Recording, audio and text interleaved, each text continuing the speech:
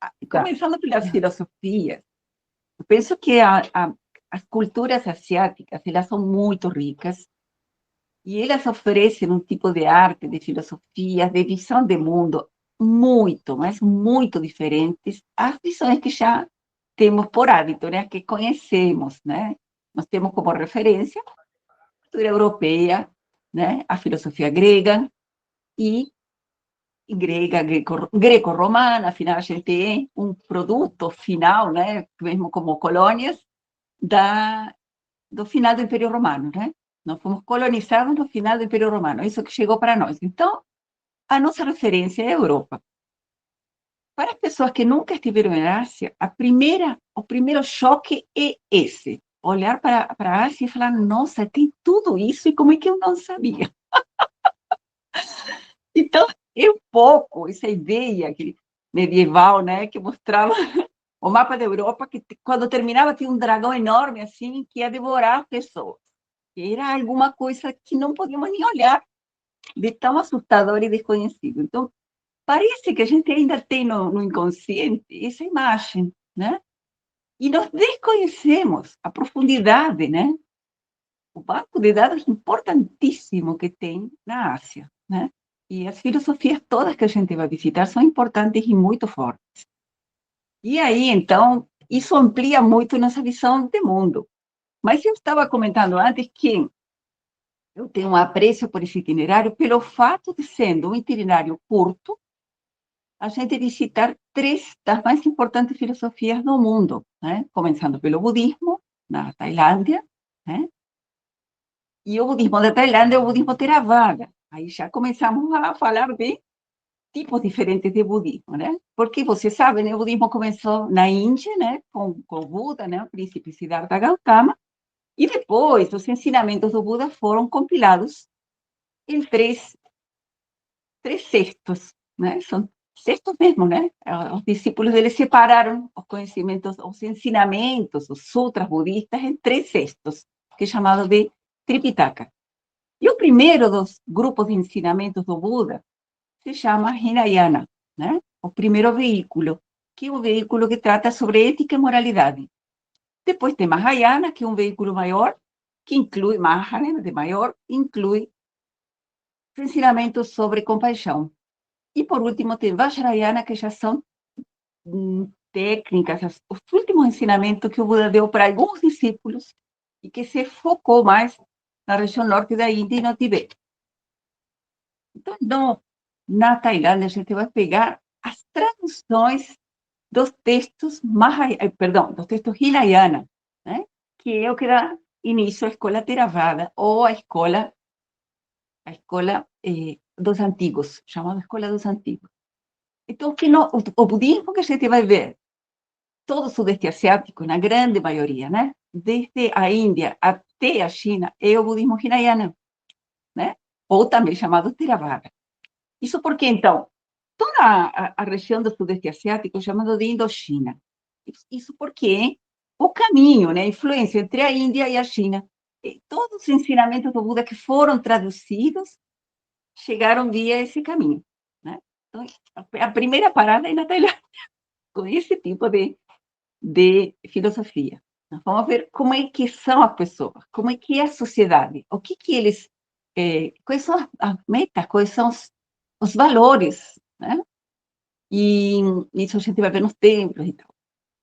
Depois desse passeio de 4 dias pela Tailândia, que é curtinho, um tira-gosto, porque na verdade a Tailândia daria para fazer uma viagem enorme, né? E aí daí a gente vai para Jakarta, que é a capital da Indonésia, onde teremos contato com o islamismo. E aí já fica um pouco assim, o islamismo, né? A gente associa muito com essa coisa assim, linha talibã, né? Aquela coisa assustadora, mulheres de burca, aquela coisa muito séria, repressiva. E, na verdade, isso é uma visão muito distorcida, né? Sendo que o islamismo que é praticado no Java e na Indonésia, poderíamos considerar que é a última camadinha, porque a Indonésia são camadas de culturas que estão, né? Em diversos níveis, né? E a última de todas está predominando agora o islamismo, né? Então, por conta de todo o acervo anterior, o islamismo de Indonésia, de Java, principalmente, né, que é a capital, é, digamos que é light, é uma coisa diferente, assim, muito mais colorido, né? E aí nós vamos ver como é a vida dessas pessoas, o que que eles fazem, como é que é esse toque de oração, que você escuta alguém cantando os versos do Alcorão na torre da mesquita, e aí as pessoas param para se lavarem e rezar, independente do que eles estiverem fazendo, são 5 horários de reza. É uma coisa interessantíssima como essa estrutura dos horários de reza molda totalmente a sociedade, né? Como são as pessoas muito honestas, muito de cumprir palavra, é muito, muito interessante, né? E por último, então, o passeio todo pelas filosofias, o hinduísmo de Bali, né? Então, o hinduísmo de Bali, aí nós vamos ver, sim, todas as deidades hinduístas, né? Na vida dos bolineses, fazendo influência na vida dos bolineses, que é um ambiente também muito místico, aí sim é um ambiente muito bonito, com muitas ofrendas, também com muitos rituais, com cheiro de incensos em todos os lugares, é muito, muito mágica, a atmosfera de Bali é realmente, assim, fantástica. Bom, então isso sim só para dar uma introdução ao conteúdo da viagem, né? Esse contato, além de todas essas visitas de templos, museus e lugares turísticos famosos, nós vamos ter um itinerário que é pela arte. Então, nós vamos visitar lugares que produzem artes, museus muito interessantes, e também nós vamos incluir 2 cursos, né, de uma das artes mais importantes da Indonésia e do mundo, né, que é o batik, que é uma arte têxtil, né, uma arte feita em tecidos, e que tem uma história fantástica. Bom, isso aí é só a introdução. Podemos começar já, então, a apresentação dos slides, Lucila, o que você acha? Já tem um grupinho bom, né? Quem Sim, estiver sim, entrando, sim. vai entrando no meio. Tudo bem. Uhum, Depois a gente, como vai depois mandar a gravação, vocês podem ver na íntegra, tá bom? uhum. Então, vamos iniciar aqui.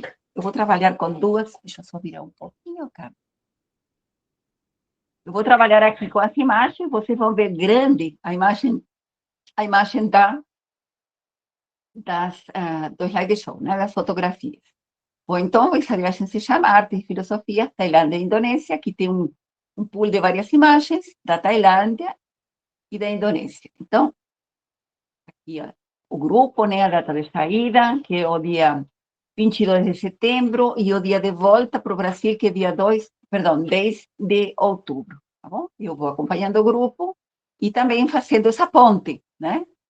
Na conexão com as filosofias, tá? Dando suporte, dando alguns tipos de ensinamentos, enfim. Iniciamos, então, a gente sai dia 22, vai chegar dia 23 de madrugada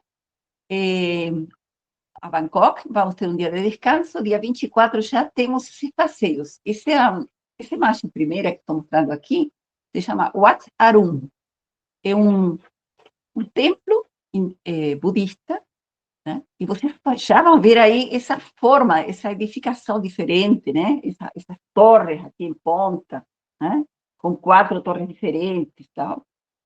Isto é aqui, o Atarum é o templo chamado Templo do Amanhecer. Arun vem do nome Aruna, que é uma deidade hinduísta, que é o deus da claridade da aurora. Olha que coisa mais bela, né? Então, o Atarum quer dizer o templo o templo do amanhecer, o templo da aurora, porque é destinado a essa deidade hinduísta. E esta forma central aqui, né, toda diferente, em ponta, essa forma arquitetônica se chama estupa. Estupa. Estupa é um tipo de um templo que não tem portas, não é para entrar. Dentro dele tem relíquias, imagens de Buda e tudo mais. E essa imagem mais alta, pontuda, assim, central, ela representa o Monte Meru, que é dentro da cosmologia hinduísta e budista, o centro do universo. E as quatro edificações menores que vocês veem aqui, eles representam os 4 continentes. É um templo fabulosamente rico, coberto de majólicas e de pedaços mosaicos de losas. antigas. Então, é muito lindo, isso brilha com o sol. Aqui também na Tailândia a gente vai visitar. Em Bangkok, aqui já tem um mapa, você vendo onde fica Bangkok, aqui tem a Península de Malásia, né? E em Bangkok vamos visitar outro templo importante que se chama Wat Trainin.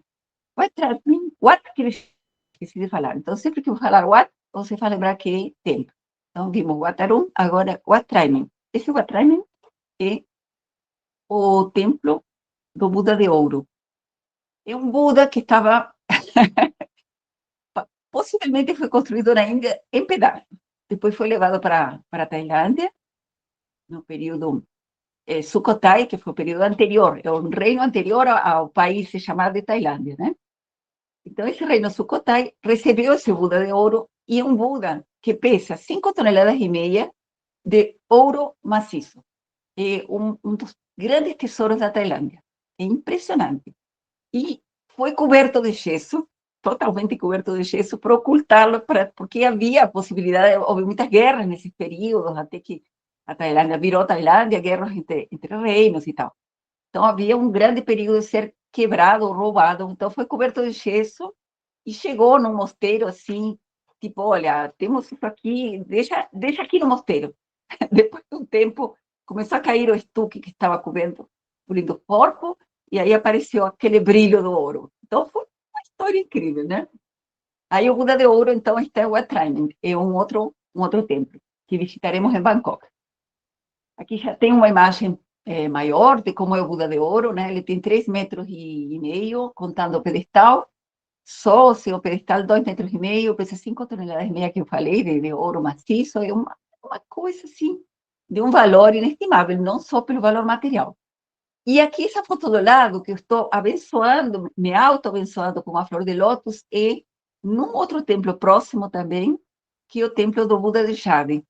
Então, é uma outra imagem de Buda, e é chamado de Buda de Esmeralda, né? Mas, na verdade, não é de esmeralda, ele é de chave verde, tá? Seguindo adiante, bom, aqui já tem, eh, todos esses palácios são próximos, né? Aqui é Wat Po. Isso.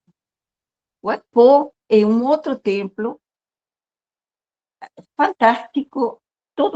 Olha a estupa que tem aqui, toda coberta de ouro. Detalhes das paredes, todas em mosaicos com brilhos, pedras preciosas. É algo impressionante. Mas o mais impressionante, essa imagem que estou mostrando agora, que é o Buda reclinado, o Buda deitado. É a postura do Buda quando ele morreu, né? Então, esse Buda reclinado, ele tem 45 metros de comprimento, dá uma olhada que fica assim, ele fica encaixado dentro de uma sala enorme, interminável, e os corredores são estreitos, a gente mal consegue contornar toda a imagem, né? Porque ele é muito grande, ele tem 45 de comprimento e 15 metros de altura, então, assim, para a gente ver, assim, a altura da cabeça do Buda, é difícil até de fotografar, tá? Esse foi nosso guia que tirou essa foto, né? E aqui nesse templo de Wat Po existe a Universidade de Massagens da Tailândia. É muito interessante. Seria bom se desse tempo de fazer uma massagem, mas às vezes não dá. Mas é assim uma universidade com tudo que é medicina tradicional tailandesa. Este aqui já é o grande palácio, né? O Palácio Real, né? Que tem detalhe importante aqui, essas imagens de entrada que parecem dois guerreiros, né?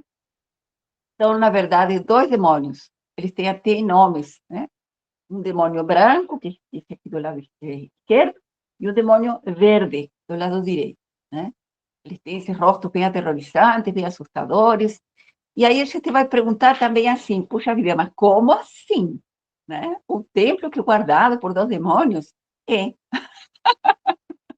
Enquanto a visão judaica cristã manda os demônios para o inferno e deixa lá, e para que eles sofram pela eternidade, no budismo, os demônios são doutrinados e eles são transformados em guardiões, né? Sob juramento. Eles têm um juramento a cumprir. É muito interessante essa transformação, né? Um desses guardiões representa um demônio famoso, que é o demônio que rouba a esposa de Rama, né? Rama e Sita, né? Então, que se chama Ravanan, tá? Esse aqui, esse grandão. Teve uma versão enorme, gigantesco, que a foto não dá nem para ter noção do tamanho, né? Bom, seguindo de antes, nós vamos para Ayutthaya. Não vou seguir o itinerário idêntico como está, mas depois vocês vão ver. Ayutthaya é a antiga capital, né? No período Sukhothai, ou seja, antes da Tailândia ser a Tailândia atual. Tá? A Tailândia atual é de 1947, logo se independiza nesse período, logo após o próximo da independência da Índia. Aqui nós vamos ver as ruínas da antiga capital, né? E construções todas de tijolos. Vamos ver muito estas fileiras de Budas. É uma coisa muito linda de ver. E essas fileiras de Budas nós vamos ver em outros tempos também. O Atraime também tem. Tá? E uma das práticas dos monges Theravadas é dar banho nesses Budas e cobrir os Budas com mantos. Trocar a cada certo período, coloca-se um manto novo nos Budas. Isso é uma prática espiritual também. Tá? Não vou entrar em detalhes porque é muito longo, mas a gente estando lá vai tomar contato com tudo isso. Bem, o mercado flutuante, aqui a gente vai de navio, vai de barco, né? Pelo rio Chopra, aprendi a pronunciar Chopra, e esse rio é um rio que atravessa todo Bangkok, né? Onde está a entrada do porto, né?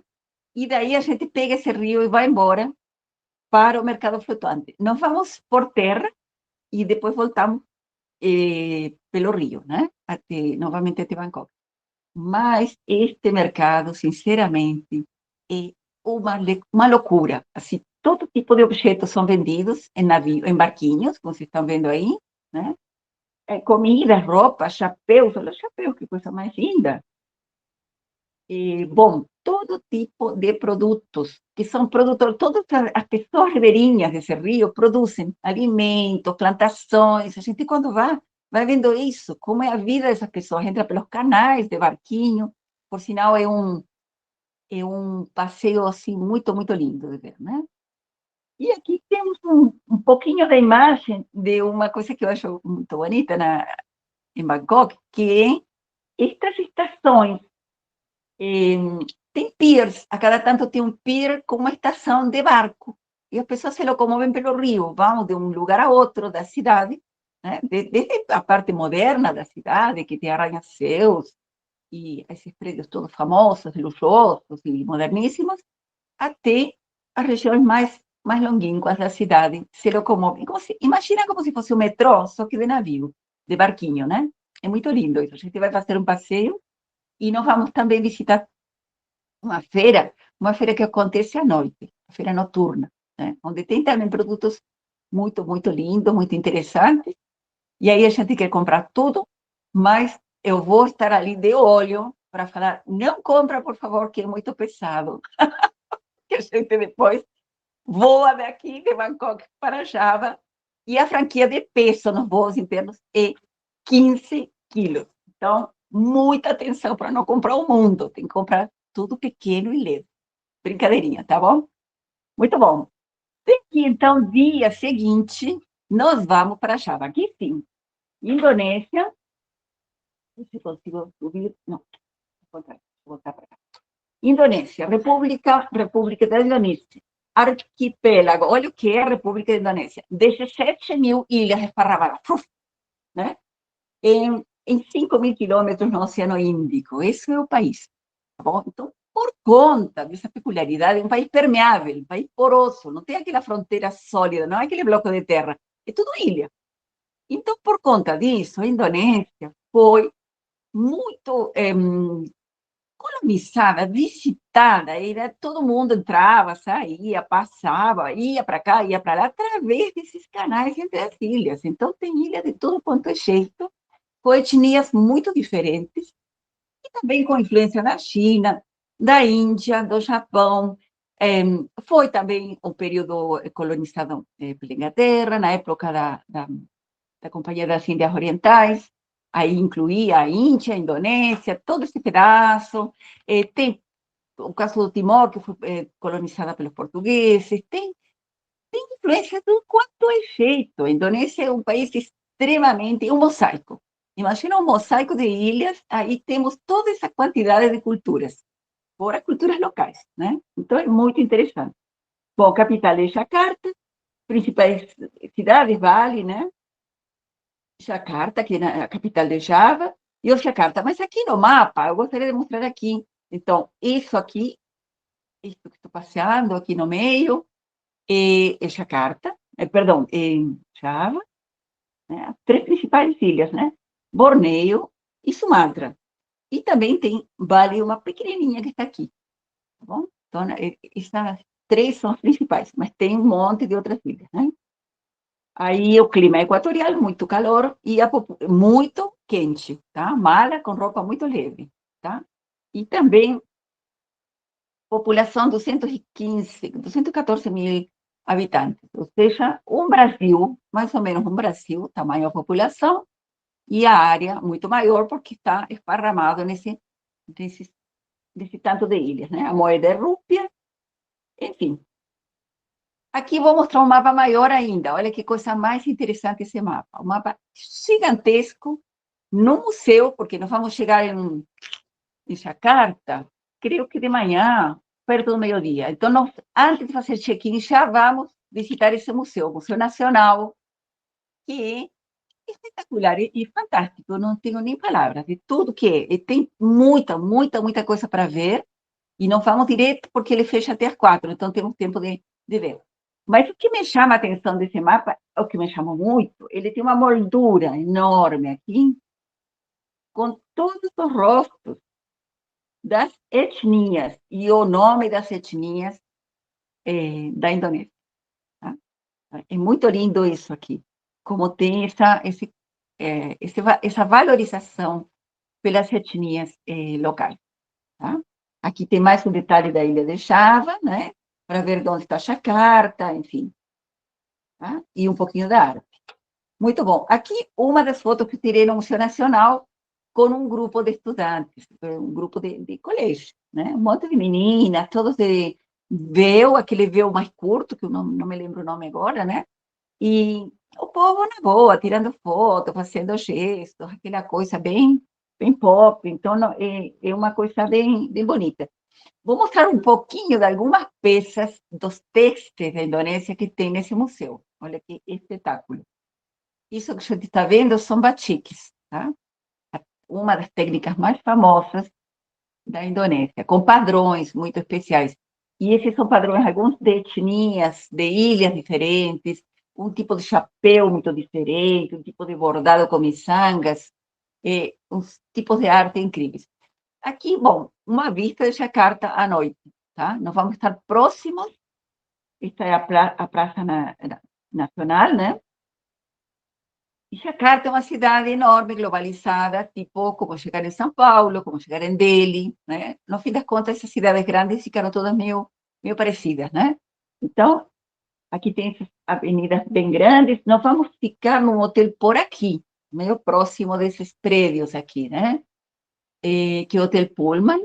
E possivelmente a gente consiga vir até, se eu não me engano, este prédio aqui, que tem um shopping que dá para chegar a pé e que a gente vai ver estilistas nacionais, tá? Isso é muito importante. Aqui nós vamos ver, por exemplo, eu até fotografei parte de uma loja muito linda, muito chique, de um estilista indonésio que se chama Iwan Tirta, que é famoso, né? É uma pessoa assim, como a gente conhece os estilistas famosos da Europa, né? Nós conhecemos as marcas famosas, né? Dolce Gabbana, Yves Saint Laurent, Pierre Cardin, enfim, Chanel, todas essas marcas famosas. A Indonésia tem um staff de estilistas locais, estilistas nacionais, muito, muito bons. A gente vai ficar muito fascinado com isso. Eu fiquei, né?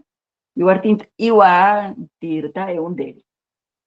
Bom, aqui tem parte do city tour que nós vamos fazer, visitando esse Monas Park, este outro monumento que tem o formato de uma ave, e aqui a mesquita Istiklal. Istiklal Masjid, a mesquita Istiklal, é a maior do Sudeste Asiático. Tá? Eu já visitei dele a Jama Masjid, que é uma da maior, assim, a maior da Índia. Essa aqui é uma também bem grandona. Bom, aqui tem parte do Porto de Batávia, que é o porto fundado pelos holandeses, um dos portos mais importantes de Java. E detalhe, né? Para quem gosta de uma cervejinha, aqui tem uma cerveja local que se chama Bintang. Muito boa, recomendo. Como está muito quente, vai ser bom, em algum momento, tomar uma cervejinha, né? E um prato de um macarrão, não me lembro o nome desse macarrão, mas estava muito gostoso. Um pouquinho da comida, o tipo de comida, né? E aqui os navios antigos, né? Que estão nesse porto de Batavia. Bom, de Jakarta nós vamos para Yogyakarta. Yogyakarta nós temos que pegar um voo, é longe, né? E o que nós vamos encontrar em Yogyakarta é um sultanato, tá? Então, os sultões são como se fossem governadores, tá? Yogyakarta ainda tem sultão, tá? Embora a Indonésia já tenha governador em várias províncias, vários distritos, né? Yogyakarta ainda tem sultão, tá? E vamos visitar este templo de Borobudur, que aí sim, realmente é um dos maiores, aliás, o maior templo eh, budista do mundo, patrimônio da humanidade, né, pela Unesco, declarado Patrimônio Nacional, perdão, Patrimônio Cultural da Humanidade. E nós vamos visitar de madrugada, bem cedinho, na hora que o sol nasce, que é o momento mais místico, o momento onde o ar está fresquinho, né? E que a gente tem essa vista, vocês podem ver aí que coisa mais bonita. Este templo, na verdade, é uma mandala bem grande, né? São 26 mil metros quadrados que tem todo esse parque.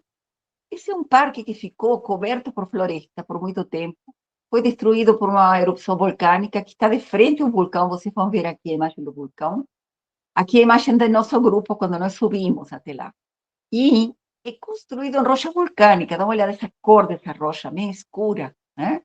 Isso aí é rocha vulcânica, né?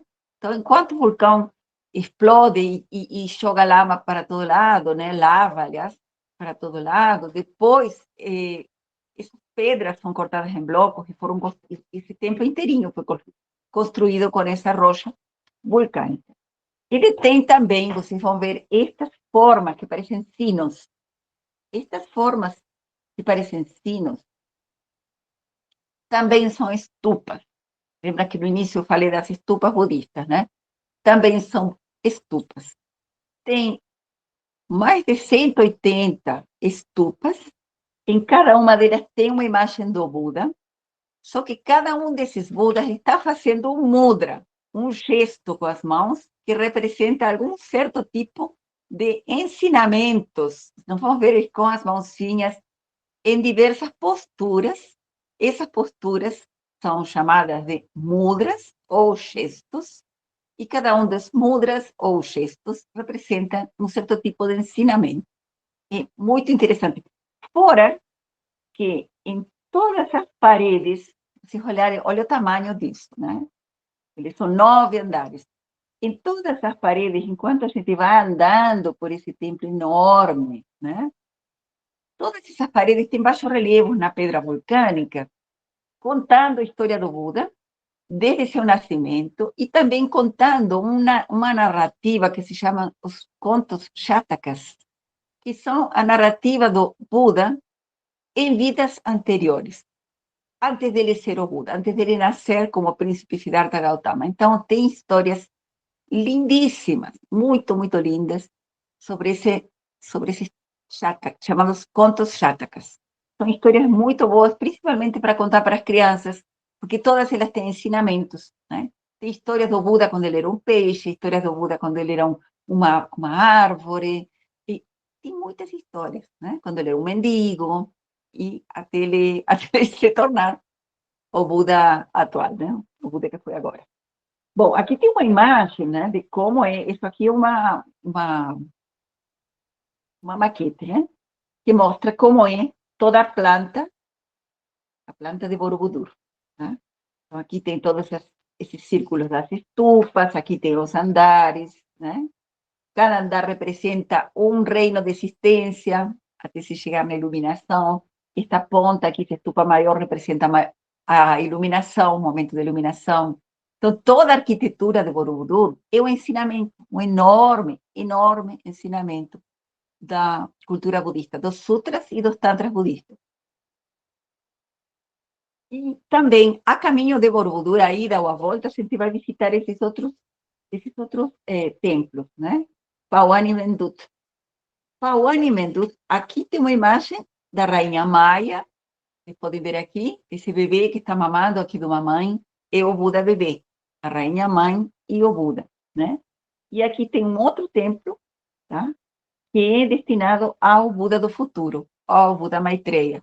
Ele é representado assim, sentado. Ele não está na postura de lótus. Ele está sentado num trono. Então, também visitamos.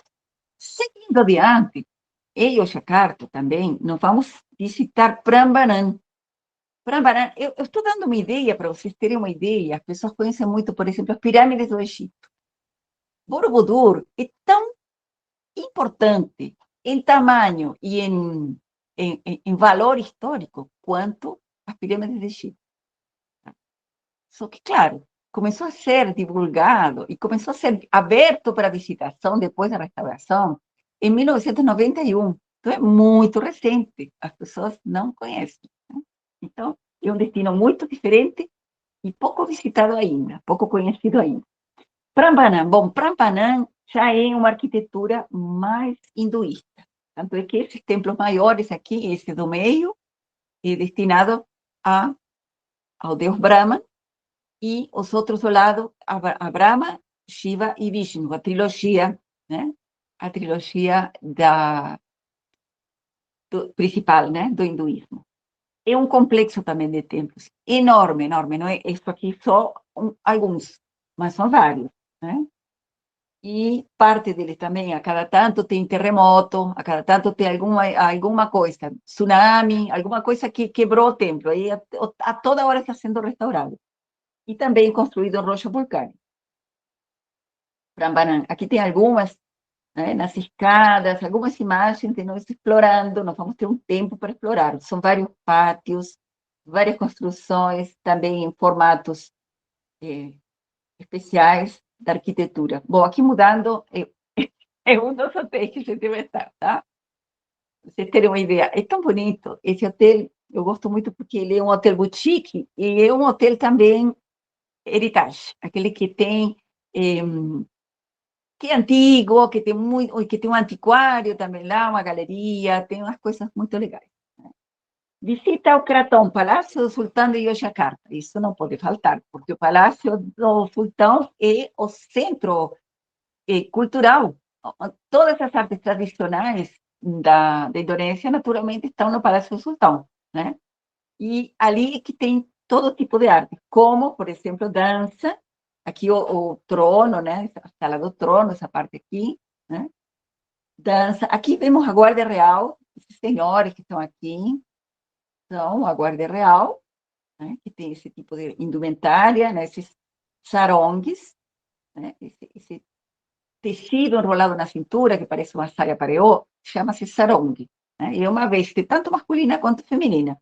Óbvio que as vestes masculinas têm padrões só para homens, e as femininas só para mulheres. E, detalhe importante, além disso, este padrão que esse senhor está usando aqui, que faz parte da Guarda Real, é um padrão de batik chamado Parangrusak, que só pode ser usado pela família ou pela corte do sultão. Então, tem tudo isso. Marionetes, muito, muito interessante, as marionetes, e estas orquestras chamadas de gamelan. Vocês vão adorar, porque você vai passar num lugar, primeiro que a gente vai ouvir aqui tocando. Então, tem xilofones, tem gongos, vários tipos de sinos. É uma música muito especial. E a orquestra toca toda sentada no chão e tem muita percussão, né? É muito interessante o som do gamelão. Então, essas orquestras de gamelão, vamos ver no Palácio. E também numa aldeia, tem uma outra aldeia que a gente vai visitar e onde nós vamos ver como é tocado. E se der tempo, a gente também vai aprender um pouquinho a tocar. As marionetes são lindíssimas. Aqui nós vamos ver várias e tem muitos artistas que só se constroem, que só vivem de construir marionetes. Tá? Este palácio, vou mudando, este palácio Saitama, é um palácio para tomar banho, como se fosse uma sauna, né? É onde todos os sultões tomavam banho, então tem vários tipos de piscinas, tem saunas e tal. Também vamos visitar. E aqui, em Yogyakarta, que é a cidade principal, onde estão os artistas descendentes dos artistas da corte do sultão, né? Principalmente as mulheres, tá? Esta, aqui nós vamos visitar esta escola de batik, onde nós vamos fazer um tipo de batik que se chama batik tulis.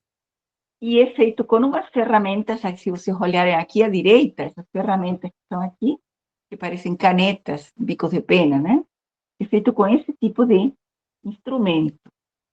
As mulheres que fazem isso são pessoas de uma habilidade incrível e elas vão trabalhar também muitos tipos de padrões. Existem padrões de vários tipos e padrões que são auspiciosos para nascimento, para casamento. Tem vários, tem uma história, há um código sobre os padrões de batik, tá? Então, aqui é que nós vamos fazer o primeiro curso de batik tulis. Vejam que bonito, aqui nós está o trabalho de algumas das alunas que foram no grupo anterior, né? E fizemos esse curso e ficamos fascinadas. Essas são nossas professoras que tiveram muita paciência com a gente, óbvio, né? Nem todo mundo sabe fazer, mas a ideia é não saber fazer. Não precisa saber fazer. Quem sabe que não tem muita experiência ou é iniciante, faz algo simples. Elas vão dar sempre vários tipos de opções. Aqui tem outra galeria, também em Yogyakarta, que é a Galeria Ardeanto, eu acho que nós vamos ir também, onde tem muita gente fazendo batik. Dá uma olhada como funciona. Estou mostrando aqui porque como é feito, né? É feito numa roda. As mulheres que estão fazendo batik sentam em roda. Aqui no meio tem uma panelinha onde tem a cera derretida e elas estão trabalhando com esse instrumento que eu falei antes, que se chama chanting. Então, cada uma fica meio de lado, num sentido tangencial. Uma fica rodando para o lado e todo mundo tem acesso à panela de cera. E vão trabalhando em cima de cavaletes de bambu. Não é o bastidor de barra de madeira, é cavalete de bambu.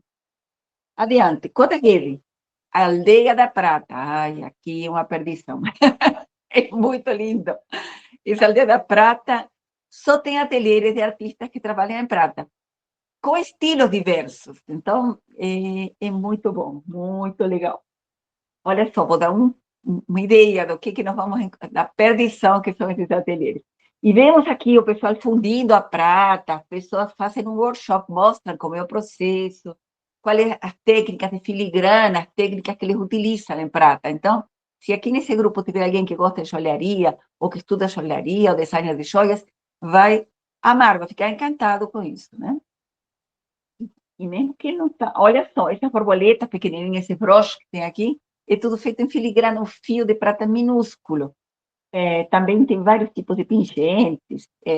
Essas réplicas das estupas de Borobudur, o rosto do Buda, tem até objetos grandes de prata, né? Não só joias. E aqui um passeio pela cidade neste carrinho, que é uma espécie de rickshaw para quem esteve na Índia, né? Os rickshaws da Índia são bicicletas, esses são tipo triciclo. Bom, também tem triciclos na Índia, né? Tem moto rickshaw também, que é feito com moto. Então, o conforto disso é um banco e o motorista do veículo oferece para nós esse chapéu. Tá? É um chapéu de, tipo não sei que material que é, uma madeira, um coco, alguma coisa assim, que é para se proteger do sol, tá bom? Usado por todos os passageiros, detalhe, tá?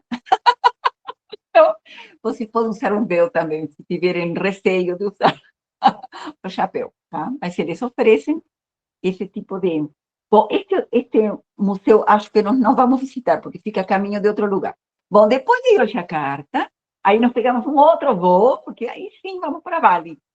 E detalhe que eu gosto muito, que quando a gente voa de Jakarta para, perdão, de Yogyakarta para Denpasar, né, que é o aeroporto de Bali, nós vemos os vulcões lá de cima, vários vulcões, assim, com aquelas crateras, parece um monte de formas de pudim, é alguma coisa surreal, porque eles parecem tão pequenininhos, tão inofensivos lá visto de cima, que a gente tem vontade, assim, de fotografar, de descer, de entrar na cratera. Claro que não é muito recomendado. Continuando, chegamos ao Ubud, então nós chegamos aqui, o aeroporto fica em Ximbarã, aqui coloquei o mapinha de Bali, né? E nós vamos andando aqui de carro até Ubud. Ubud é a capital de Bali, né? E, bom, aqui já o mapa mostra, é super pequenininha a ilha. E nós vamos andar sentido oeste e sentido leste. Nós vamos rodar. O nosso itinerário praticamente é a volta inteira da ilha, né? Um dos hotéis que a gente vai ficar, que é um spa também, e eu fiz questão de colocar para mostrar a vocês aqui o café da manhã. Uma das frutas que eu acho muito lindas, deliciosas, né? Que se chama mangostã, tá? Que é esta fruta que está aqui. Tá vendo essa fruta que parece um alho, uma cabeça de alho? Ela é toda cheia de gomos. Aqui, olha, à direita. Dá uma olhada aqui à direita, a ver se consigo mostrar com essa setinha. Bom, aqui do lado, dentro do prato, vocês vão ver essa frutinha branca, que tem um sabor muito parecido com a lichia. É deliciosa. Tá? E isso vai ser servido no café da manhã. Visita a Floresta dos Macacos, uma floresta onde todos os macacos, várias raças, vários tipos, famílias, tudo que vocês imaginarem de macacos habita essa floresta. E é uma floresta, ó, que interessante, de noz moscada. Sabe a árvore de noz moscada? Aquela noz que a gente coloca como que é um tempero, né? Um condimento, uma especiaria. A floresta é de árvores de noz moscada. Também podemos comprar noz moscada, não ali, vou mostrar em outro lugar. Esse é o Palácio Real de Ubud, a entrada, né? Aqui também, antigamente tinha reis, tudo isso. Agora já é tipo de uma república com províncias e tal. A entrada do Palácio Real. Mercado de Ubud. Ai, que perdição. Mas um lugar maravilhoso. Um lugar maravilhoso para se perder. Muito lindo mesmo, com todo tipo de objetos. E aí, se de repente a gente, se não tiver a mala muito cheia, dá para comprar mais alguma coisa, porque na volta, e a boa notícia, na volta no voo internacional da Emirates, né, são duas malas de 23 quilos. Então, assim, em Bali, por isso até que eu deixei Bali para o último no itinerário, que nós organizamos assim, né? Porque aqui a gente sim pode, tipo, terminar de comprar as peças que a gente gostou, enfim, e porque depois a gente já volta para o Brasil, né? Tem de tudo, hein? Dá uma olhada. Aqui tem tecidos, tem objetos de todo tipo, máscaras, pratas, bijuterias. E daqui a gente vai para a Galeria Vida, ou Tramas da Vida, que é uma galeria muito interessante, na verdade, é uma ONG, um instituto, eles têm vários carimbos, certificados, um trabalho seríssimo, que eles coletam todos os tipos de artes e de padrões textos de todas as ilhas, olha, imagina, de 7.000 ilhas, mas de quase todas as ilhas da Indonésia. Então, são artistas de todas essas ilhas que trabalham dando manutenção às suas artes tradicionais, muitas delas, inclusive o batik, foi quase extinto em períodos de muita crise, né? E detalhe interessante, hoje em dia o próprio batik é um patrimônio imaterial da humanidade pela Unesco. Tem o Dia Internacional do Batik, que vai ser dia 2 de outubro, e nós vamos estar lá. Então, é muito interessante imaginar o valor que essas artes têm, né? E como essa arte que representa a própria Indonésia movimenta indústrias, porque há muitas indústrias de batik onde tudo é feito à mão, mas é em grande escala, em tecidos enormes, até tecidos minúsculos, pequenos, de todo tipo. Tem escolas, universidades de batik, onde as pessoas se formam, estilistas de batik, e aprendem a produzir estampas em batik. Então, nesta galeria, nós vamos estar fazendo um outro curso, E tudo que eu estou mostrando aqui, não sei se vocês veem esse tanto de coisas coloridas aqui, são meadas de fios tintos com corantes naturais. Então, eles trabalham também com extraindo os pigmentos naturais das espécies botânicas da Indonésia, inclusive o índigo, tá? Aqui tem um detalhe de uma pessoa que está fazendo curso, então nós também faremos um curso assim. Essa peça dessa pessoa que fez o batik é tingida em índigo, e aqui do lado, essas peças em uma cor mais escura, mais marrom, é tingido em mogno. Então, olha que interessante, são todas plantas que também tem aqui no Brasil. Né? No Brasil não tem o mesmo tipo de índigo, mas tem anileira, que é uma planta que produz pigmento azul, e que tem aqui no Brasil. Então, o que a gente aprender em Bali pode aplicar depois na volta no Brasil. Bom, capítulo à parte, até os arrozais são patrimônios da humanidade, porque o jeito de plantar, o jeito de fazer os terraços, e a forma, os canais de irrigação, para que a água que está em cima chegue até a de baixo, é uma obra de engenharia fabulosa e é feita pelos nativos. Ou seja, não é aquela engenharia que se aprende na universidade. Na Universidade da Vida que se aprende. É muito, muito interessante. Nós vamos fazer um passeio. Eu não lembro exatamente indo de onde para onde, mas vamos parar num arrozal para fotografar e andar um pouquinho para visitar ver como são esses canais que irrigam os campos. Vale a pena. Aqui estamos a caminho de Tirtempul. Tirtempul, então é isso, a caminho de Tirtempul, que este é um templo onde tem piscinas de banho, um templo hinduísta, e vocês estão vendo aqui embaixo umas pessoas tomando banho nos tanques. Né? É uma água considerada sagrada, que ele vem vindo de uma fonte, né?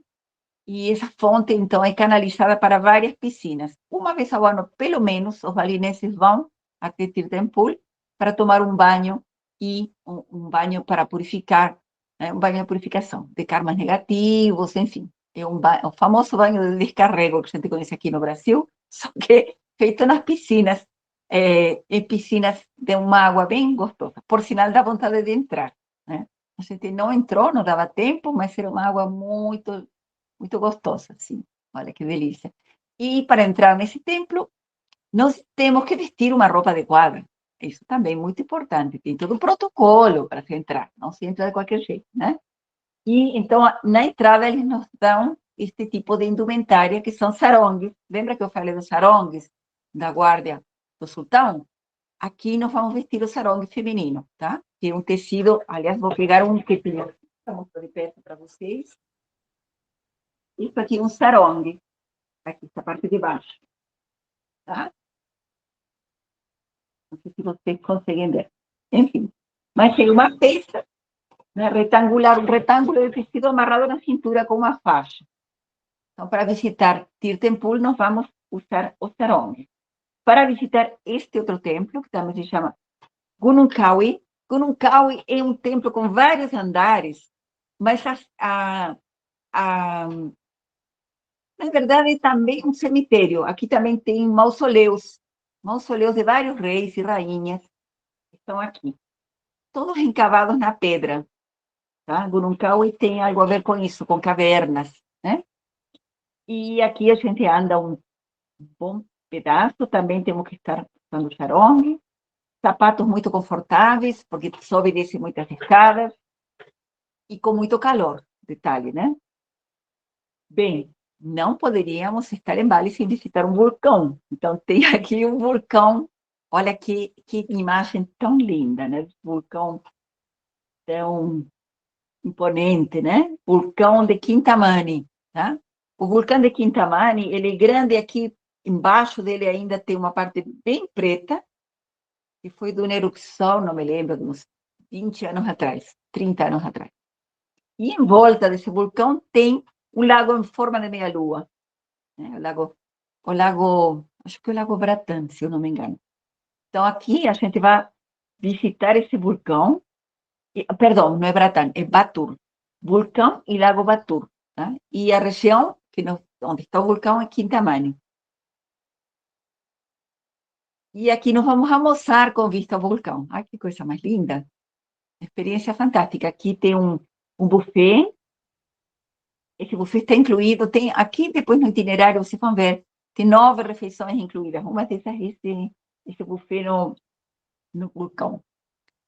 Aqui também faremos o curso de batik. Esse curso de batik, nós esse ano vamos fazer na galeria que eu falei, tá na Galeria Vida, né? Mas aqui tem imagens do curso que nós fizemos na viagem anterior, que é numa outra escola, e eles nos ensinaram a trabalhar com chaps. E vocês verem, cada uma de nós está usando uma figura quadrada, com alça, né? Essa figura se chama chap. Deixa eu ver se eu tenho um aqui para mostrar a vocês. Um minuto que eu vou pegar. Que eu trouxe de lá, gente, porque eu não podia ir para se não trazer, né?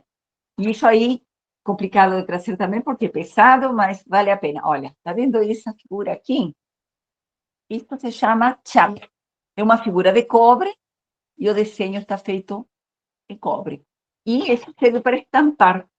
Então, aqui nós estamos fazendo, utilizando essas ferramentas. E vejam que tecidos maravilhosos que nós fizemos. Tá? Esses tecidos, todos que estão aqui nesses cavaletes, fomos nós que fizemos. Tá? Então, vamos aprender a fazer coisas muito boas. Para quem é da área têxtil, ou é estilista, ou é artista, ou se interessa por arte, esta parte é muito, muito recomendável. É um ponto muito importante de nosso itinerário. Seguindo adiante, Templo Real de Mengui. Mengui era uma dinastia e esses templos todos serviram para essa dinastia durante um bom período. Vejam o tipo de telhados aqui, porque aqui os telhados são feitos de folha de coqueiro, folhas de palmeira, toda desfiada, parecem cabelos, é impressionante, né? E elas passam um óleo por cima, então elas é uma forma de uma pagoda, como as pagodas que a gente vê no Nepal, só que no Nepal são feitas de telhas, né? Aqui é feita de fibras de palmeira.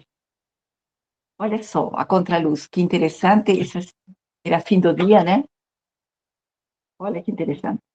E aqui tem outro passeio lindíssimo também, em Bedugul, que é um complexo de templos, também rodeado de um jardim, né? Um jardim botânico. E um lago lindo também. Vamos visitar este Bedugul, que é uma imagem muito famosa. E um mercado, né, um mercado de Bedugul, que vende frutas de todo tipo, especiarias. Aqui sim dá para comprar as especiarias que eu comentei. Tem vários temperos muito, muito gostosos, muito saborosos. E, bom, seguindo adiante, Tanalot é uma outra visita. É um templo que fica num rochedo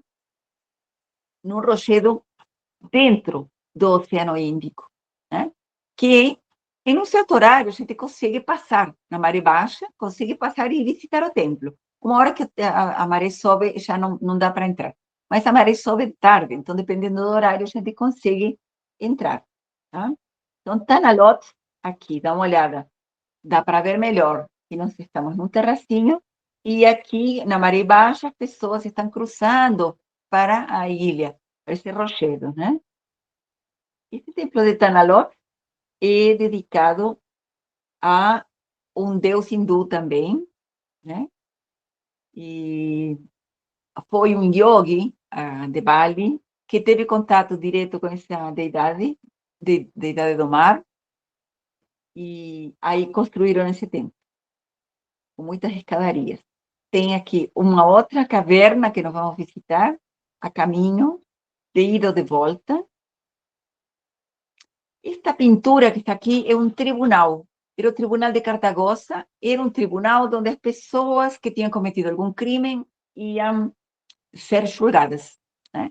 E a forma de julgamento era deixar a pessoa olhando para essas pinturas por um tempo. Aqui temos todo o valor da arte. Eu aprecio muito, porque como a arte pode ser educativa, exemplificadora, enfim, todas as filosofias estão contidas na arte, né?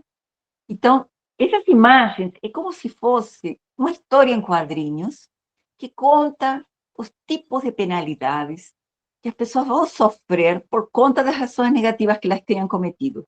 Então, é como se fosse uma pedagogia para mostrar como é que é o karma, como é a ação do karma. Então, vamos supor que o condenado tinha cometido um furto, um roubo, né? Ele ia olhar para toda aquela história em quadrinho que está no telhado do Tribunal de Cartagosa, ele lá sentado, olhando aquilo, imagina a situação. E aí, ele ia perceber como ia ser o karma dele pela situação que tinha cometido. Então, é muito educativo, é muito interessante esse Tribunal de Cartagosa, e ele é rodeado de um lago com flores de lótus, um lugar lindíssimo. As entradas e os portões, detalhe que interessante, né? São duas entradas, né?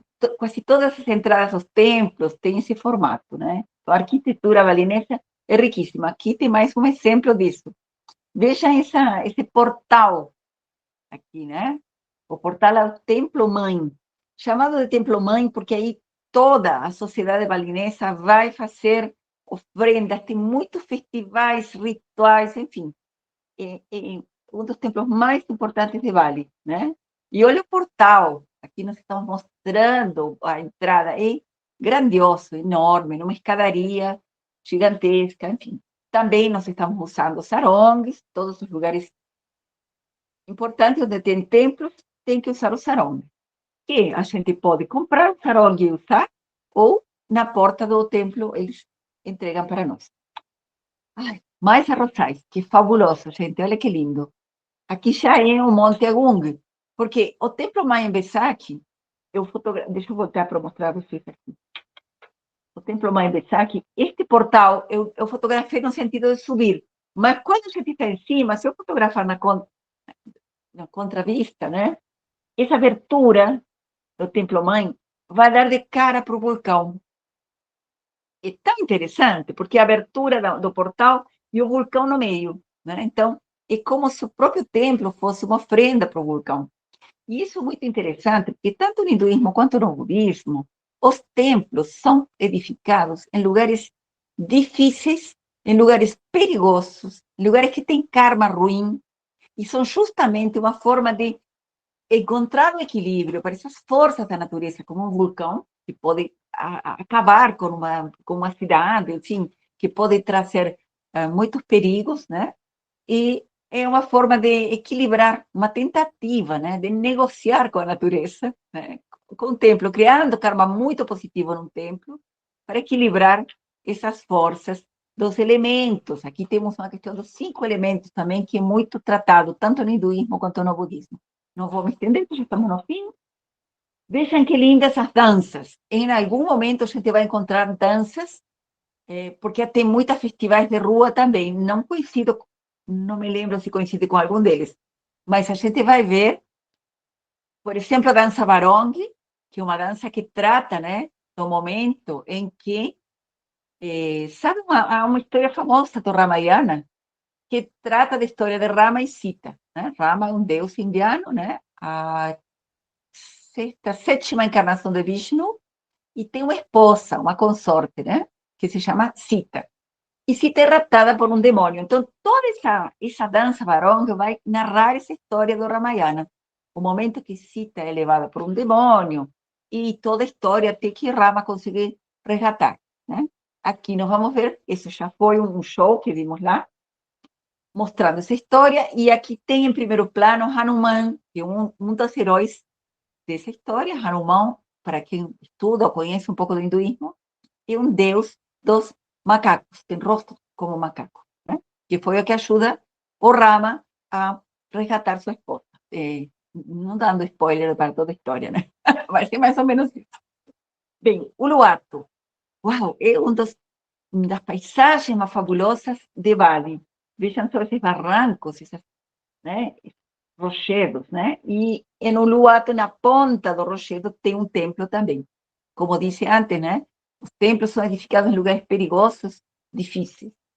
Em Uluwatu, ao pôr do sol, Uluwatu é uma praia, né? Você vê o oceano aqui aberto. Uluwatu, ao pôr do sol, tem uma famosa dança que se chama dança Kikak. E é uma dança pouco hipnótica, um pouco em transe. Os dançarinos dançam de um jeito, eles fazem gestos, fazem mudras, também vão narrar o Ramayana, né, a história de Rama e Sita.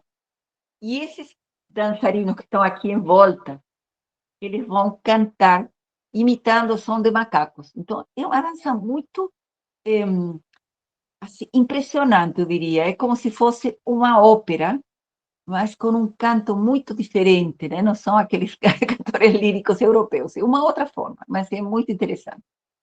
De Uluwatu, a gente vai para Nossa Dua. Aqui já estamos no fim do nosso itinerário. Fiz questão de colocar o hotel onde a gente vai estar, né? Nossa Dua Beach, que é um spa, um resort.